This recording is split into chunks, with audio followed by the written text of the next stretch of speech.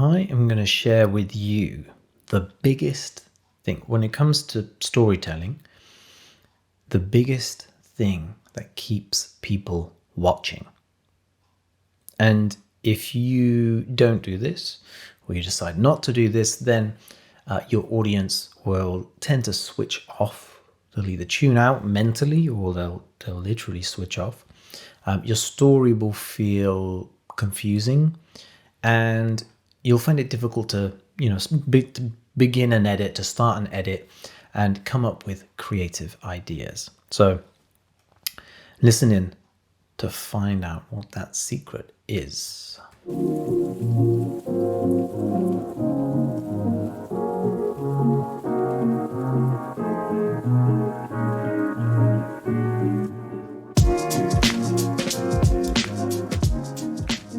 Hello, welcome back to another episode of the Video Editing Podcast from Unsplice with your host, Shiny. Yes, that's me.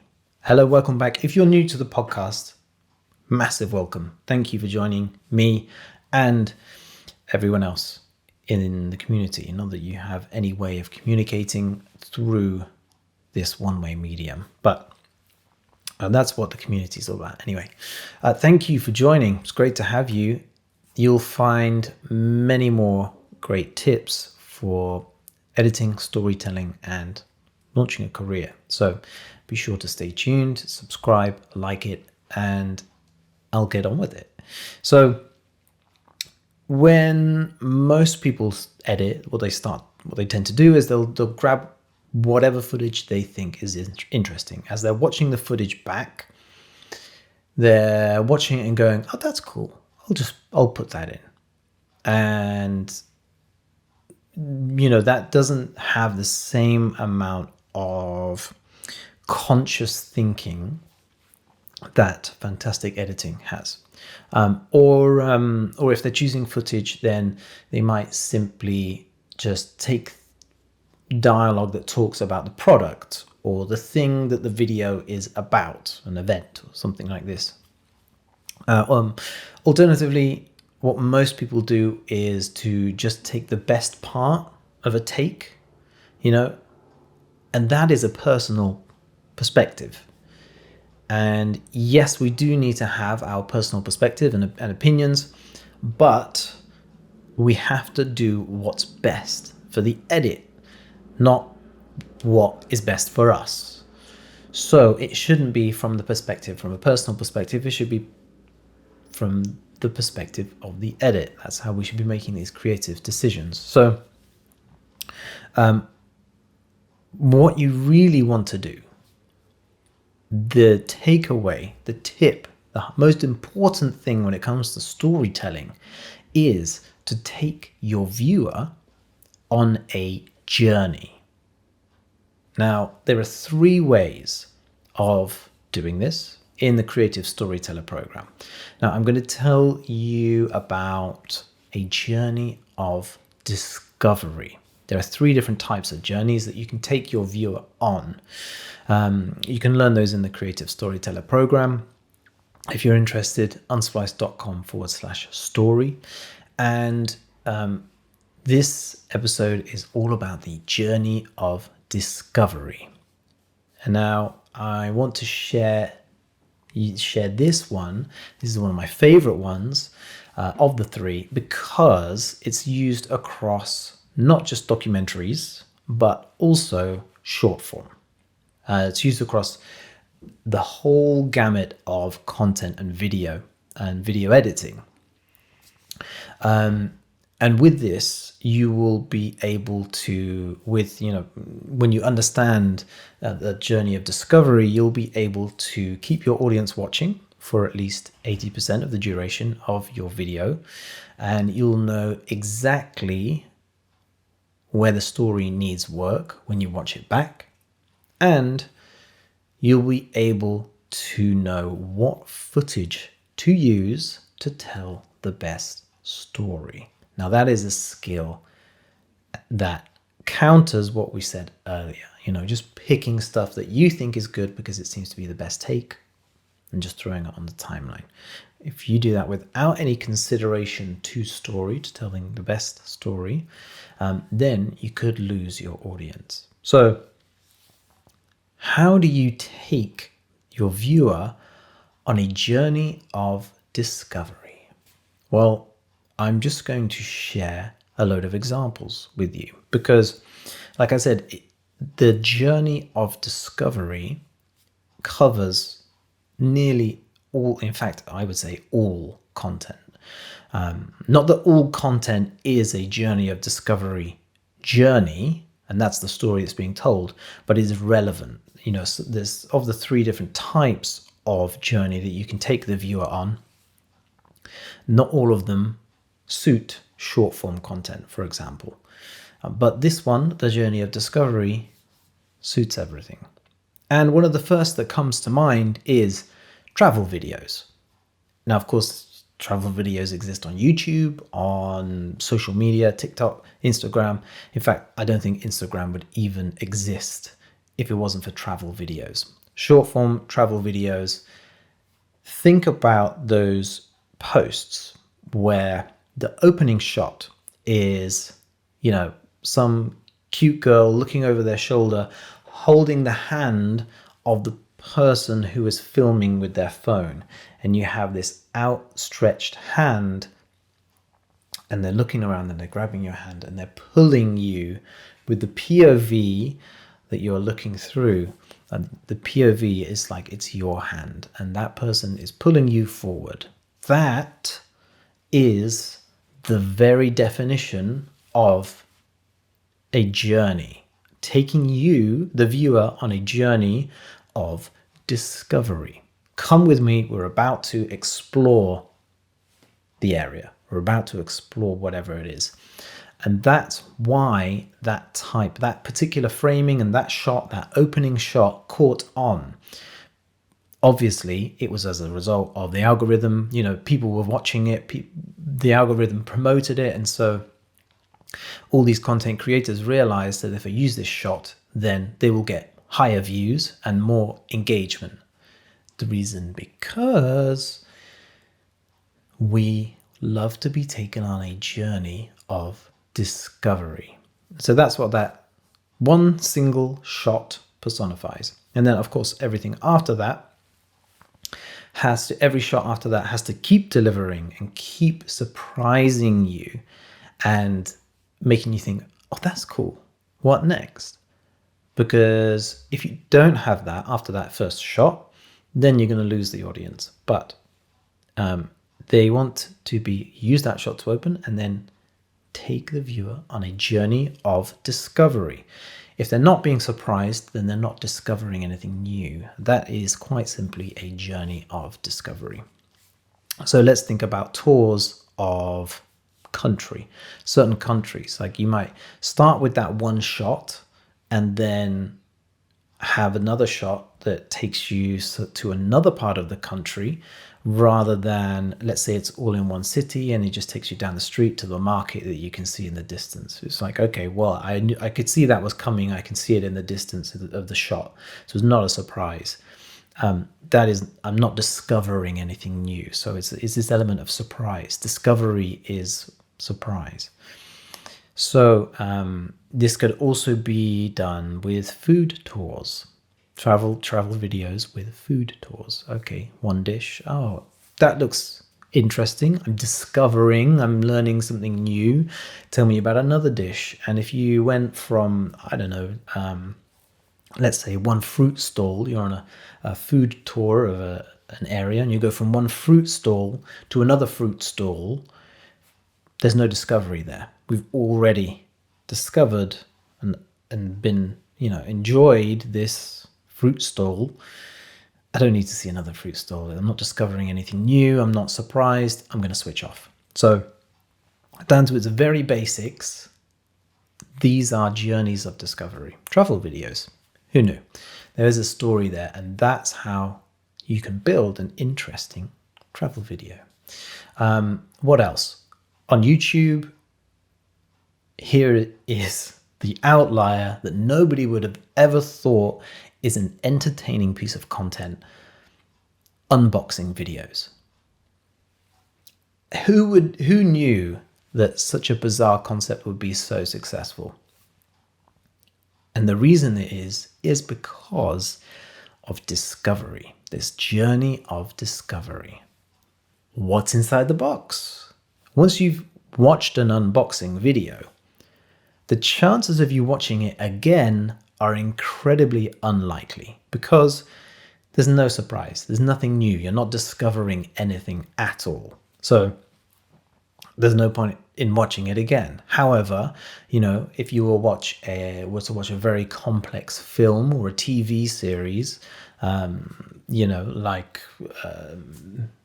for example, any of the Lord of the Rings films or TV series, there's a lot going on in the background. There's little bits from side plots and things like this. You can watch it again and still be surprised and enjoy it. But an unboxing video, it's done. The surprise, the discovery is done once it's done. But yeah, that is why we enjoy unboxing videos. Also, I'm a fan of classic cars, and I watch a couple of channels on YouTube. I should probably watch more, to be honest. But I really enjoy classic cars, and there's one channel where the guy buys used cars, old luxury classic cars, and he then takes it to his mechanic and he gets it an overhaul, a mechanic's eye view on the car. What's it like? Is it a dud? Have I bought a brick, or have I bought something that is, that's in good solid condition?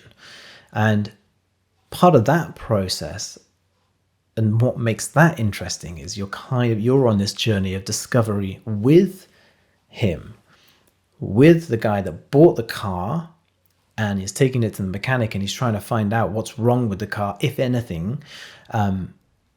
That on paper sounds incredibly boring, but if the subject interests you, then you are on this journey of discovery and you want to know what's going to happen. Is there going to be a $50,000 bill at the end of this for something that he overlooked?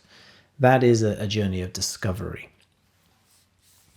Going into more mainstream media, let's talk about documentaries. So,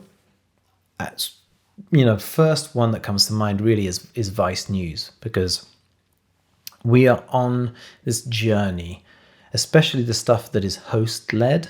That person has been planted in a war zone, and the story we already know because we've read the news. If this is a war zone and the story is widely publicized, for example, at the moment, Russia and Ukraine, and if we were to plant a host of a news documentary in a scene, in a war zone, we kind of already know the premise because we've seen the news, and by the time the documentary gets out, it's probably 2 weeks at least.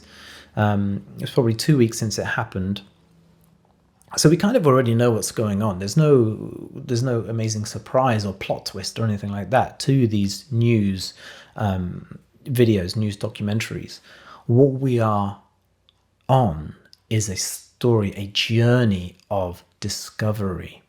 That's why the host is there, because we're experiencing what the host feels through the whole process. We're seeing the sights, we're hearing the sounds, and we are experiencing it through their commentary and everything that they are talking about. Without the host, then just becomes current affairs and news, which you would find on a news channel. It's just news coverage.